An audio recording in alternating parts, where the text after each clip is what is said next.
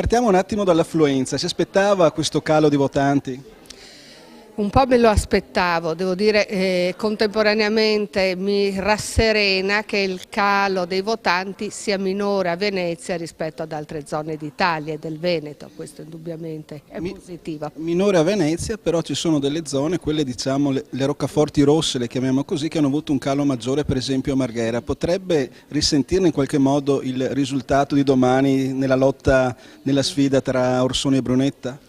Beh, voglio essere ottimista, chissà che il calo non sia dall'altra parte, domani ovviamente vedremo i dati, spero ardentemente di no. Certamente c'è bisogno che il centro-sinistra riprenda un rapporto vero con la gente, con i cittadini, perché è brutto dirlo, ma oggi il partito che è maggiormente radicato è la Lega e questo è indubbiamente un problema per noi. Che in regione vincesse Zaia era in pratica nei pronostici e anche abbastanza nettamente. Comunque nel comune di Venezia la lotta tra Zaia e il suo ex collega ormai Bortolussi è praticamente alla pari, anzi con un certo vantaggio, piccolo vantaggio per Bortolussi. Questo potrebbe essere un dato positivo per Orsoni?